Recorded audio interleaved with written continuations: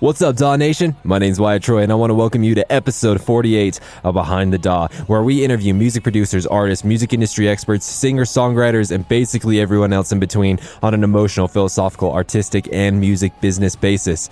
This is a companion podcast to our YouTube series, In the DAW, where we invite music producers to come and dissect their songs in real time. Recently, we've had people like AU5, Kiro, Tynan, Culprit, Slumberjack, and a bunch of others, and we are currently working on episodes with Kashmir, Pegboard Nerds, Delta Heavy, Biometrics, and a bunch of others. So if you're interested in any of those, there are links down in the description for the YouTube series. Also, you can listen to them on this podcast. Those are the 0.5 episodes. The last episode that we did this was episode 47.5 with AU5 breaking down his song Only in a Dream. Again, links in the description, and you can just find them on any podcast app. So who are we interviewing today? Today we are interviewing Harrison Bennett, who was the label manager of Zeds' label Deadbeats. They've had releases with people like 1788L, Fitch, who's been on an episode of In the DAW, Gentleman's Club, Holly, who is scheduled to come on Behind the DAW, Mad Zach, Ricky Son, Rez, Rusco, Sippy, who was on episode 27 of Behind the DAW,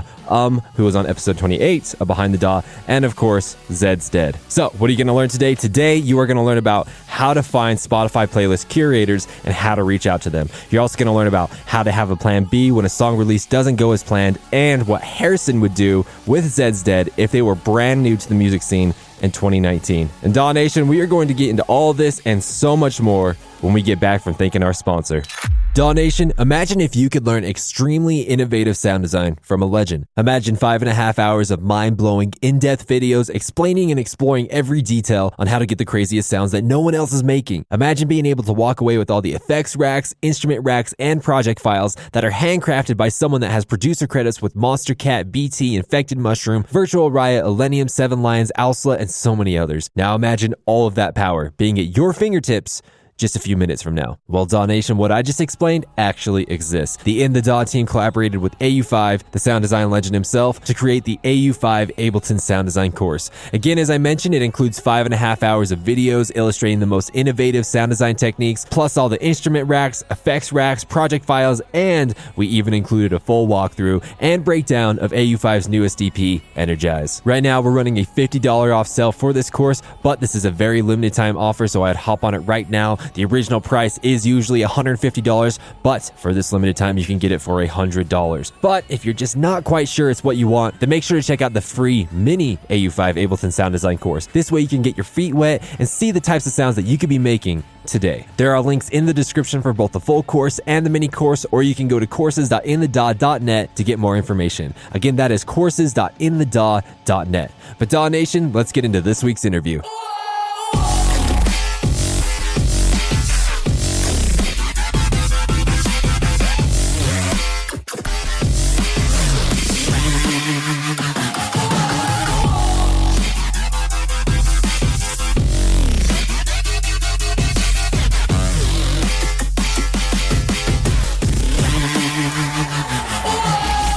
I want to welcome everyone to this week of Behind the DAW. We have Harrison Bennett, who is the label manager of Zeds' label, Deadbeats. Say what's up to DAW Nation, dude, and tell us something extremely embarrassing about yourself. What's up, DAW Nation? In my spare time, aside from dealing with the label, I have a very serious addiction to the band Fish, and I've been known to take off for weeks at a time and go to show after show after show and just kind of fully embrace my hippie side. Weeks at a time, huh? Yeah, I've quit jobs before to go on the road. So it's almost like a summer camp type thing, and you would, occasionally you make your way back up there, and it feels very familiar and it feels like you didn't leave. I'd say like quitting your job and stuff, that's pretty embarrassing. Yeah. Dude, we're stoked to have you on the show today. I can already tell you're a wealth of knowledge. If you're that deeply entrenched in the fish culture, you got a lot to offer to our listeners. So first question that I want to ask you is, if there was one concept that is not focused around music business, but is something related to music, but it's something that you feel like you really want to talk about that exists in the music industry, what would that topic be? A major topic that everybody's been surfacing a lot over the last couple of years is mental health. Across the board with any industry, but music industry in particular, it's something that's surfaced a lot lot of high-profile deaths, unfortunately, in the music industry in the last couple of years. You see one side of people from social media at the shows, but then, there's a whole other side to people. And I think this industry as a whole has the ability to kind of do amazing things, but it's also a grind. It's a real rat race. People taking care of themselves and finding like a healthy, work-life balance is a major component of the music industry right now. It's a major discussion point for a lot of people. And have you yourself struggled with mental illness? No, I mean, not that I'm aware of.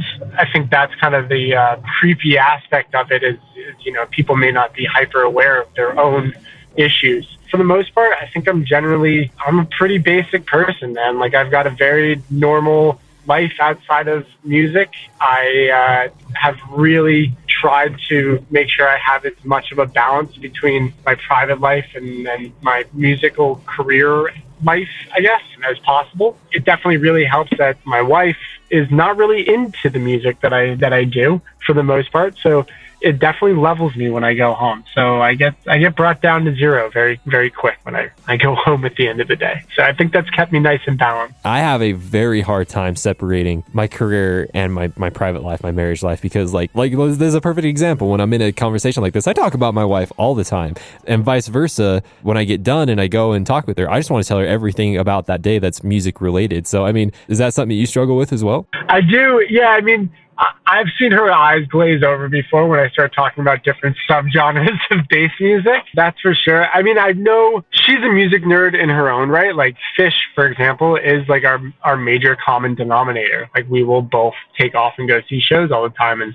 she'll go off on her own. So she understands where I'm coming from when it comes to that almost obsessive nature about this stuff. Yeah, I mean, for the most part, I go home and she sees me working on the computer, and yeah, we barely ever talk about my music stuff or anything like that. I just don't think I like talking about the music with people that like the music.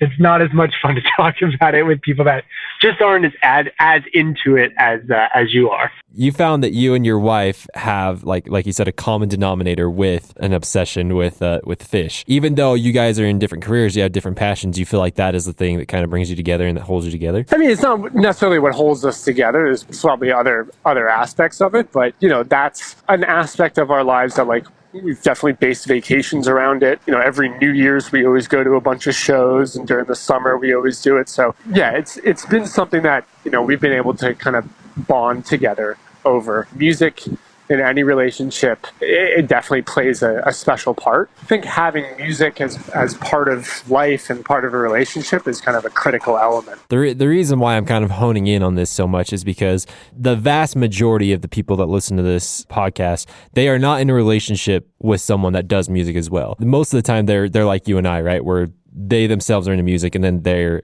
either married or dating someone who's not. So to be able to kind of not let that be a hindrance, that has always been an intriguing point for me. So I couldn't imagine actually like dating somebody else that was in the same world as me, because I don't think we would ever talk. She has to pull me out of my zone so often that, if I was having to deal with somebody else that was just like me, I'd probably lose it. In college, I was a music major in college, and so I was dating another music major.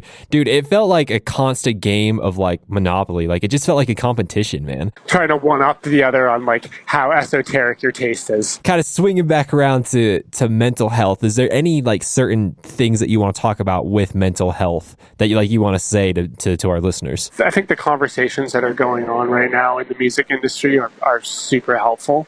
Very positive to see people actually kind of addressing this, and to see big artists not really worrying about their clout and being open and honest with their stuff is a great thing to see. And notice that a lot more, especially the dance music community in the last couple of years. People continuing to be comfortable and open and honest about their feelings is going to make everybody, ultimately put them in a better place, and kind of keep this fun thing that everybody's got going on, keep it continuing a little bit longer. So you mentioned that you yourself have not struggled with mental health, but is there someone that you've worked with or someone close to you that has? Everybody's got their issues. Everybody's got their ups and downs. I mean, I'm certainly not perfect. We all have our own like ways of coping with stuff. But yeah, I mean, you kind of recognize it across the board, like, especially with artists that they might be hot for a minute and then they're not as hot as they were.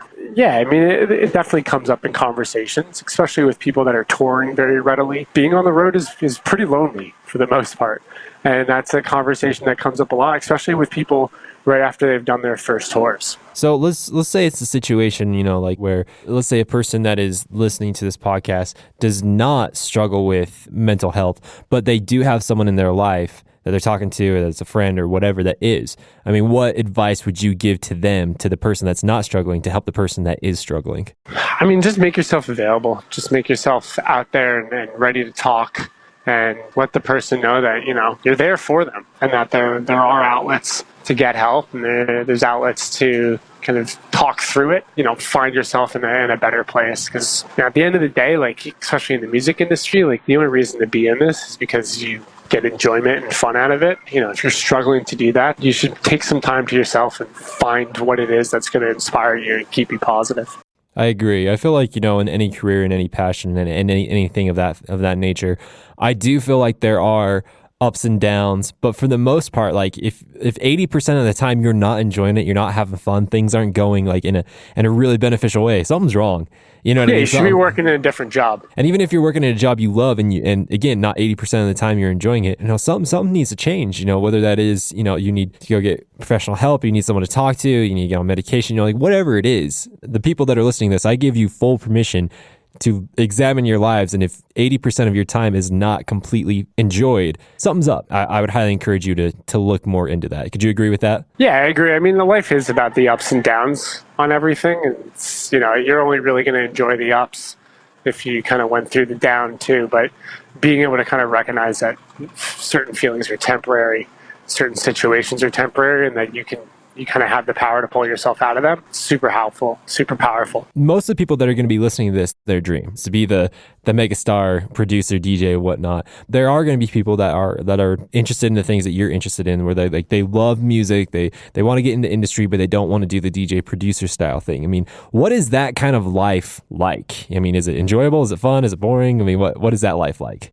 I mean, honestly, like when I started DJing, I had no concept of like the music industry. I didn't know what an agent was. I didn't know what a manager was. I didn't know publishing. It would have been great if I did. I probably would have taken some different classes in university. But the business side of things, I find it super intriguing and super rewarding. It's really cool to kind of see the back end aspect of what goes on behind the scenes to make, a release happen, to make a festival happen, to launch a new artist or project. Like from just like a reader or listener standpoint, almost kind of take this stuff for granted because there's so much music coming out on a day-to-day basis that, you're just like, oh, well, like, why isn't this track out yet? Why isn't that out yet? And there really is a lot behind the scenes that goes on, and kind of learning to navigate that and finding out what your strengths might be and what would keep you interested has been a very interesting journey for sure. So like concerning, your position at Deadbeats as a label manager, what is something that goes on behind the scenes that you really, really enjoy, that you're like, this makes it worth it? I love coming up with, there's the A&R aspect of like just getting to hear music before anybody else and getting to basically hear what some of my favorite artists in the world are working on 6 months to a year before we ever put it out. One aspect that I really enjoy. The other side is really, really like the ideas of sitting down and coming up with marketing plans for how we're going to roll out different releases or announce them. Yeah, it's you get to be a bit creative on that front, and that's always super exciting to me. So what is something with your job, with being the label manager, that you hate? It just sucks. You never want to do it again. Accounting is like the worst. This sucks, dude. This is terrible. Trying to process royalty statements and all that, which, is necessary because it's what keeps the lights on and it's what keeps everybody happy. But it is so tedious. It's a little mind-numbing. I never realized like how much time I would end up spending using Excel, different accounting software. So that's a little mind-numbing. Minus the tedious work, the most, I wouldn't say it's the hardest, but kind of the thing that sucks the most about being the label manager. What has been one of the hardest things that you've had to do as the label manager, but you've had to do it because you were the label manager? It's a good question. Sorry, I'm just at a grocery store. It's probably like when you have have a release that's coming out that you put all this time and effort in, sat around and done the planning, and you've been talking with the managers and the artists and really trying to tee everything up so that it works perfectly. The release day doesn't necessarily go exactly how you expect it. That's always tough, and that's something that kind of learned to work with since I've started. Part of it's about setting expectations. Other parts of it about kind of like making sure that you have backup ways of making sure the music gets heard. But I'd say that's probably the most difficult and challenging part. The other side would be doing multiple shows in a row and having to sleep on an airplane, and that's the only sleep you get for 3 or 4 days.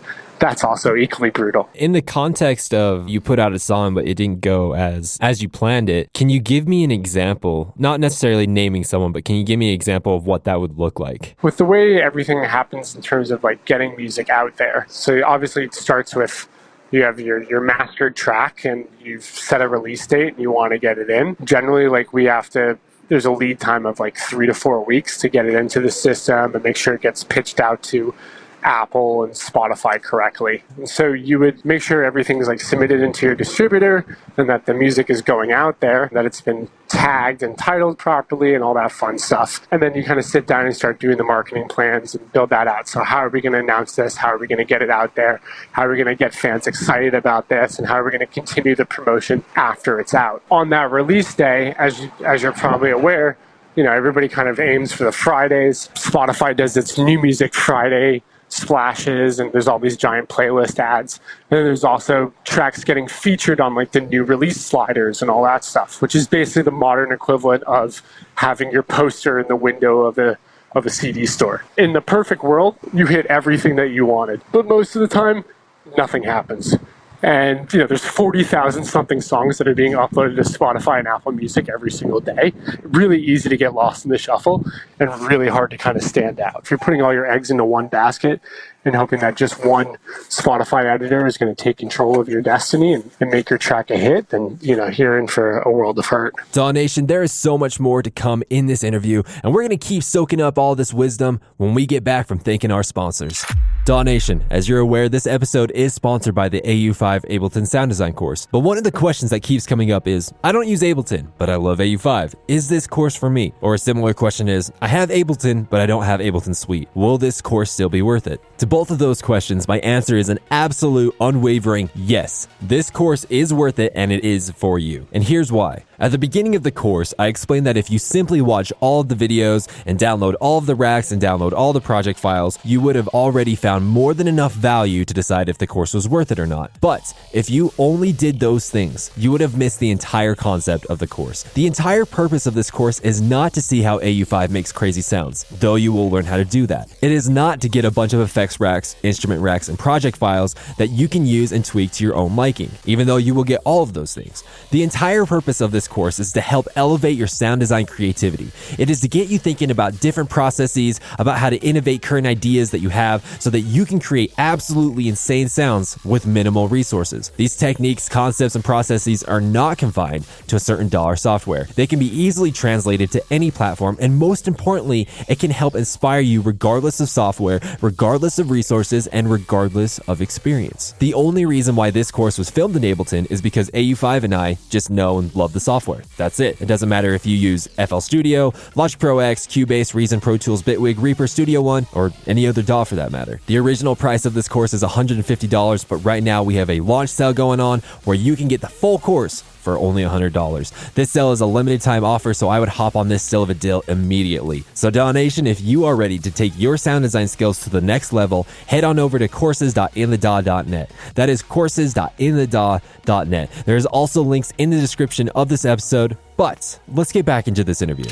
Feel free not to answer this, but also feel free to answer this. In that context, like let's say, you put out a song under the label and it's just crickets. It's just crickets on Spotify. What is kind of the backup plan? What's the plan of attack to handle that? Deadbeats as a whole, we don't necessarily put out the most mainstream of music and certainly not the most mainstream of dance music. We've really tried to set ourselves out as a forward-thinking electronic label. We want to be kind of ahead of the curve in terms of like the styles and trends of music that's coming out. But more importantly, we just really want to back stuff that we genuinely enjoy. And I get really excited about hearing music that I've never heard before. So with that said, I kind of know going into a lot of this stuff that it's not going to get picked up by these editorial playlists. The alternative there is making your own way. The YouTube channels are a really great example of this. If you think of Trap Nation or Proximity or Cloud Kid, all those YouTube channels kind of started up as a response to the fact that the music these kids were into was not necessarily getting played in, really accessible areas. It wasn't getting playlisted to like the masses, and it really wasn't being promoted on radio. Finding these alternative independent channels that are going to champion your music and your artists, and they're way more willing to take a kind of leap of faith on certain tracks. That's kind of the real plan. Like that's the bread and butter for like electronic music in general. And I think it's works across the board for all artists, rappers in general. Like, they've been really going to SoundCloud lately because that's a great medium to get their music heard, and they don't have to fight against like the typical that you would have to deal with in the industry. On the dance music side, I think a lot of artists have done a really good job of building up their own little independent playlists and their own little independent networks on these platforms. To me, that's like the real kind of like crux of like making sure the music gets heard, because you can guarantee that those are more engaged listeners. This is a question I've been asked multiple times, and to this day, I only have like a semi-good answer to it, which is basically, how does one get on Spotify playlists? And literally the only answer that I can give them is, number one, sign up for something like Chartmetric or Spot on Track to get a little bit of information about the playlist that you want to get on, or two, go to Submit Hub. That's really like all I got. I mean, do you have anything to say about that? Yeah, I mean, so like, are you trying to get out, like, you talking about like the official Spotify list, or just like any playlist in general on Spotify? Any playlists in general, any playlists that have clout, at least a little bit of weight. It doesn't have to be an official Spotify playlist. It could be anything. Chartmetric, amazing. We've been using that since it came out, and it's such an invaluable tool in terms of tracking to see where things are going, and just an education point for learning what's out there and what tracks are kind of similar to yours and how those are performing and what playlists, might be beneficial for the track and everything. So that's a great starting off point. Submit Hub, I have a little bit more of an issue with. I think there's a fair number of people on there that just collect the money and just say no to stuff. So I don't necessarily agree with their business model that much. Reaching out, finding who the people are that are running these playlists, which is admittedly a little bit tough sometimes, but reaching out to them, having something else to offer them, which would be, is your artist playing a show in their area that you can give them guest lists to? Do you have a playlist that like you guys could have reciprocal trades on? Like that kind of stuff, and leveraging that. But honestly, like if you reach out to these artists if you find the playlist owner and you're able to go to them with like a little bit of data and say like, you know what, like I noticed your playlist is doing really well in this market or with this demographic, and our songs historically have done well in that demographic, or they work along the same kind of artist that you have in your playlist. Just put it in there for a week and see how it does. If it tanks, it tanks, then great. But yeah, I mean that's kind of the move. Spotify has gotten really good in the last couple months with their submission tool of allowing everybody to kind of submit their tracks directly in there, and as long as you're getting it in there a week to 10 days before it's actually released, you have a significantly better chance of it getting surfaced to Spotify editors and getting an official editorial playlist. But beyond that, on both Spotify and Apple, they have like a heavy reliance on these algorithmic playlists. They're basically like surfacing tracks to listeners based on that listener's past listening history. On Spotify, you have that submission tool, and if you submit it in advance, then you're guaranteed that it's going to land on Release Radar and Discover Weekly. And so Release Radar hits all of the followers of that particular artist, and then Discover Weekly is more like, okay, you like this track, maybe you'll like this one too. We've noticed a big uptick in plays coming from these algorithmic playlists versus more editorially curated playlists.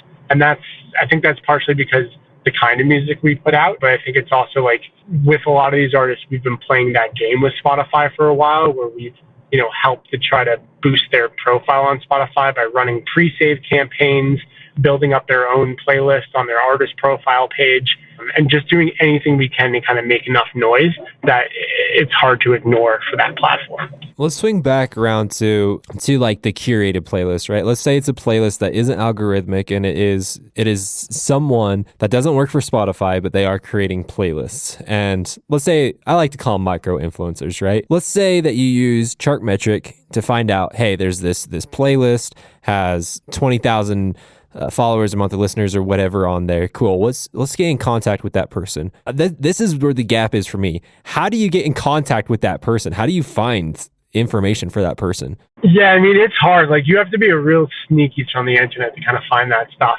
I've back searched user names and tried to find them on other platforms and see if they have email addresses listed on there. If I notice that it's like a playlisting company, which there are a couple of on Spotify in particular, and on Apple, like Sounddrop or Filter or something like that, I'll go to the actual website page and there's this Chrome extension. I can't believe I'm giving you all my tips, but anyways, there's this Chrome extension that will basically scour the page for any email addresses that might be associated with that domain. Can't remember the name of the extension right now. That's been super helpful. Just being as creepy as possible and trying to find these people on every single platform, it goes a long way.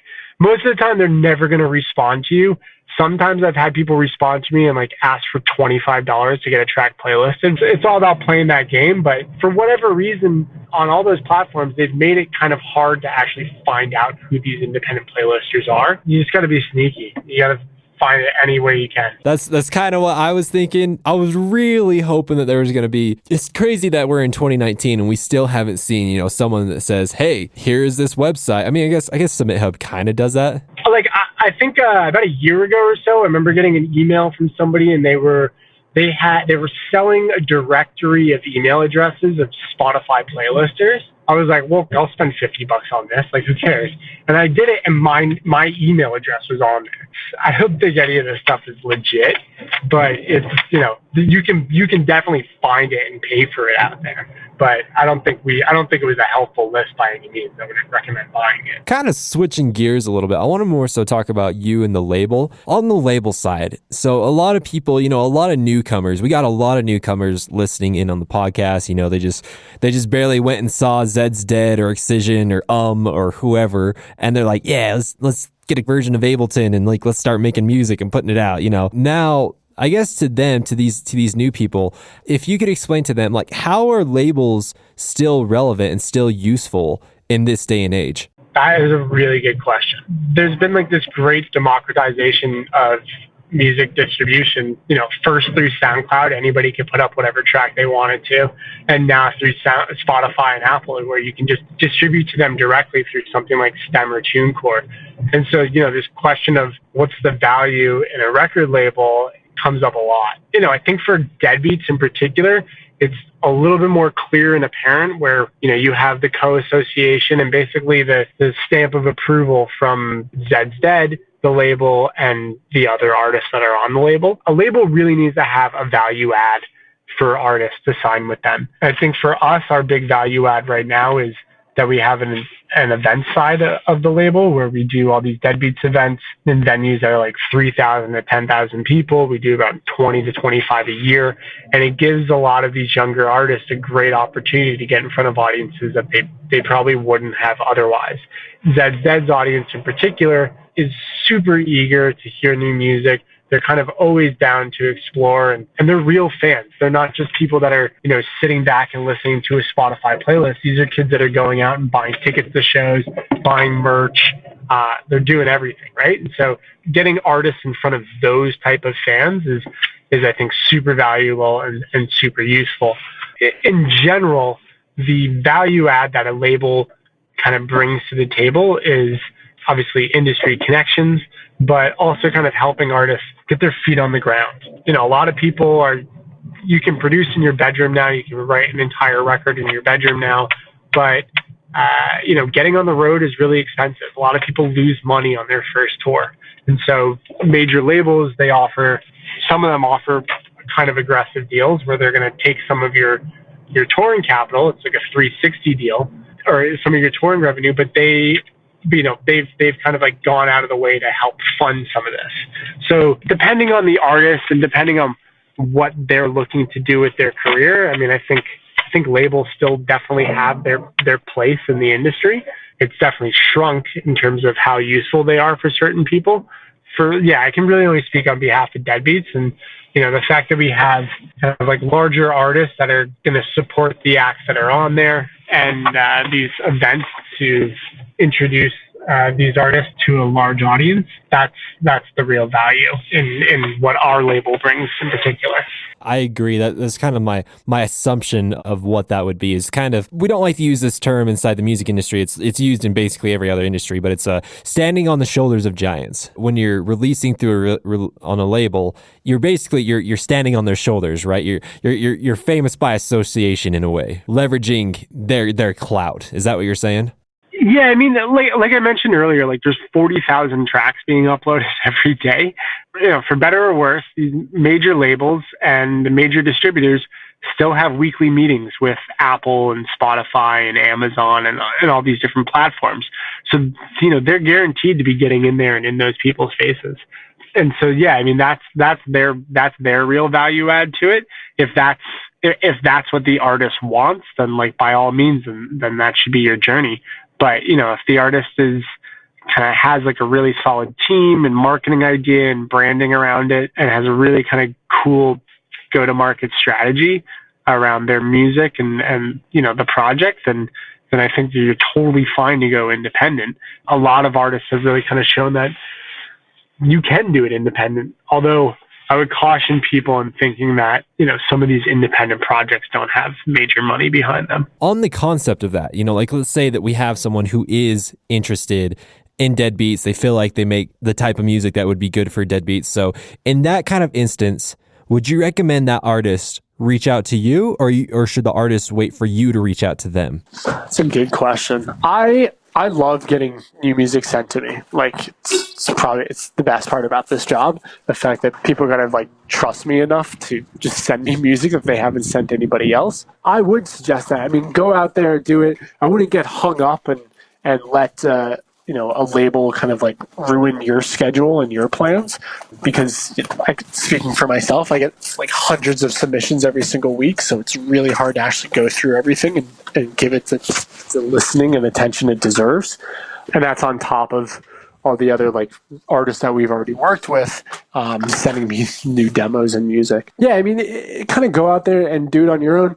I'll tell you like what really piques our interest is when we hear something that we haven't heard before, like a new style or new tones and stuff like that, even more so than looking at like social numbers and everything like that. I could care less about somebody's social media numbers. I'd like to see that, if you've got 1,000 fans on Facebook and 200 people are liking every single thing you post, to me, that's infinitely more exciting than somebody with like 200,000 fans that gets like 30 clicks. Not necessarily like the size of the artist that really matters. It's really just the sound. And, I would suggest like reaching out, going to, hitting up labels, hit up Deadbeats, hit up other labels with your music, but don't just send one track and be like, hey, I made this, what do you think? Kind of go places with a project or an idea. Explain who you are, explain what you want to be accomplishing, like what the ultimate vision is of this, because I think that is that's a key component that gets lost in a lot of pitches. What is it more than just this song? Can you give us a concrete example of that so that we can see exactly what you're talking about? Like 1788L is a example of an artist that, we were talking with him for a while before we ever did a release with him. It was, we were just kind of slowly trying to introduce it to the world. And finally, when I had a chance to sit down and talk with him, became really apparent, especially he was like, oh, we want to do this EP. Here's the idea behind it. And there was a full like storyboard and concept behind this project, which, you know, was kind of rare, especially at the time for like what I was seeing. To me, that was super exciting. It made it really easy for us to get behind it. And it made it really easy for us to kind of pitch it out to, you know, Spotify and Apple Music and make them get behind it as well. This is a question that has been asked a ton, and I still don't have a good answer. So what is the best way that an artist can create a relationship with a label that is not like annoying or desperate or pushy? And then how does one maintain that relationship? I get asked this a lot. And I think it's partially because I'm sometimes really slow to answer emails. And I have people that keep bumping things up with me and they're like, am I annoying you? I don't want to do this. For me, it's fine because that's just the way I kind of keep my inbox is if it's unread, I know it's a to-do list. So if somebody keeps bumping it up again, it doesn't really bother me that much. But, you know, the one thing I would caution people on doing is if you send somebody a track and they're like, I'm not quite sure if this is a fit, like send me more stuff. Like when you've got it, don't just start ramming stuff back down their throat. Like and start sending them, what about this one? What about this one? What about this one? What about this one? Because at that point it becomes you really just want anything to stick on here and you don't necessarily have a cohesive idea. So like how you want to be moving forward. And that's, you know, to me, that's the most appealing part of an artist that like has, you know, kind of like a clear path that they want to execute. And that's something that we can help with. I don't think we're as good at just kind of working one-off random singles. That makes sense, dude. So I got one final question for you, and we're gonna put our thinking hats on. All right, so I'm gonna really push you with this one. Okay, so let's say in this scenario that you are over all of their management, like over everything. Okay, let's say that, you know, it's within the early years of Zeds Dead, and but it's in this day and age. It's in the streaming age. It's 2019. And so let's say that, you know, you and Zeds Dead, you know, you reach out to another label, right? And they turn you down. And so you ultimately decide to release independently. What would that look like to get the most bang for your buck in the early days? I mean, I think going out independent on your own is like your first release or your, you know, first project and everything like that. It takes a lot of luck for that to land. And I think, you know, you're kind of increasing your odds if you're working in conjunction with people. So I would upload through something like Stem or TuneCore, which is like how I would get the music onto those platforms. Probably you have to set aside a couple $100 for this entire release. You know, luckily with those platforms, you're going to get paid every single month. So, you know, $300-400 is roughly about like 100 to 200,000 streams. So yeah, I mean, that's what you got to hit. Kind of go about that way. I would, you know, if you got to kind of break out the money, probably do like $100 towards like your artwork and your assets and get somebody to pull some favors for you because it's normally not $100. It's usually a bit more. But you want to have assets that would announce the track, that will be like a teaser video for it, that can work on your Instagram and your Instagram stories and basically cover across all those socials. And then I would start reaching out to blogs. Like I would, you know, it's really easy, unlike the Spotify playlist editors, it's really easy to find out who's writing for what blogs that you're interested in. Reach out to them, hammer them, like, you know, hit them up on email, maybe send them a Facebook message. I would try not to be super annoying about it and just try and find somebody that can like champion your cause on one of these platforms and then just kind of leverage it from there. Deadbeats in particular, we do all of our PR internally, at least on like 90% of our releases. We run it all ourselves. So we've been able to kind of generate really good relationships with different blogs and different writers to ensure that our music is getting out there and that we can, you know, at least send it to somebody. Like they don't need to post every single thing I send, but as long as you have somebody out there that's either going to say yes or no, that's the best you can ask for. So yeah, I mean, I would reach out, try and get a blog that can get on your back and help you out there. Reach out to a couple other artists and see if they want to do reposts on SoundCloud to help get your name out that way. You know, I think you can make, being a complete nobody, you can make a good impact with very little money in getting the release out there, as long as you just kind of like start to foster and develop relationships with people that are out there. Twitter is like an amazing resource, especially nowadays for electronic artists, in terms of just communicating with one another and talking and making announcements.